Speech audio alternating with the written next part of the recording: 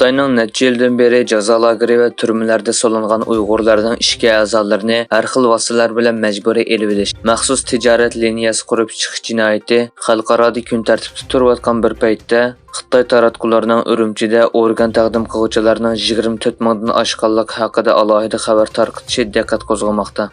Urumchi kashf gazetasining xabar qilishicha 26 mart Urumchi shaharlik Qizil Kirist jamiyati Urumchida atalmış hayotlik Madiya nomli 2024-yillik jasad ishki a'zo taqdim qilishni aslash, xotirlash faoliyati o'tkazgan.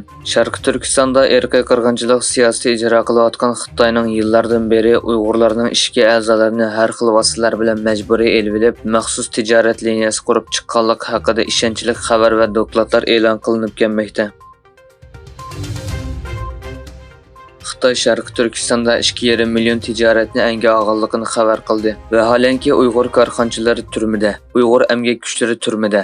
Xitoyning Xinjiang xabarlarida deyishicha, Xitoy atalmış Xinjiangda 2,476 ming shirkatni qonunliq anga olgan. Dokladda mazkur tijorat egalarining millat tavalligi tilga olinmagan. Uyg'ur kishilik huquq qurilish tarafidan 2021-yili e'lon qilingan dokladda Xitoyning Uyg'ur korxonchilarini tutqun qilgandan keyin ularning mol-mulkini torda sotganligi isbotlar bilan yoritilgan. Ma'lum bo'lishicha, Xitoy xabarlarida tilga olingan bu 2,476 ming korxona ichida 2,606,700 atalmış Xinjiang ishlab chiqarish va qurilish bintani ekan. Xitoy fuqarolari Janubiy va O'rta Amerikadan Amerikaga qochib berib panohlik tilaydigan yangi guruhga aylandi. Ular bu xatarlik safarni chegaradan o'tish deb ataydigan bo'lib, ba'zida kutilmagan hodisalar yuz beradi. E'linishicha, Amerikaga kelgan qonunsiz ko'chmanlar ichida yaqinqi 2 yilda Xitoy fuqarolarining soni ko'rinarli oshgan. Statistikaga qaraganda 2023-yili Amerika-Meksika chegarasida 37 mingdan ortiq Xitoy fuqarosi qo'lga olingan bo'lib, bu son 2021-yilga qaraganda 50 hassa ko'p ekan.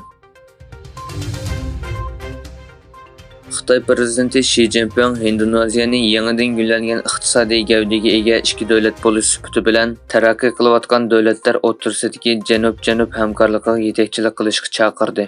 Xitoy Tashqi ishlar ministrligining bayonotiga qaraganda, Xi 14 fevral o'tkazilgan saylovda prezidentlikka saylangan va oktyabrda vazifaga o'ldirgan Indoneziya davlat mudofaa ministri prezidentlikka saylangan va oktyabrda vazifaga o'ldirgan Indoneziya davlat mudofaa ministri Prabowo Subiantoni saylovdan keyingi tunji chet el ziyoratida kutib olgan. Fransiya diplomatiya ministri Stefan Sejourne Xitoy ziyarati jarayonida Beijingdan Ukrainadagi urushni oxirlashtirish uchun Rossiyaga aniq uchur berishni talab qildi.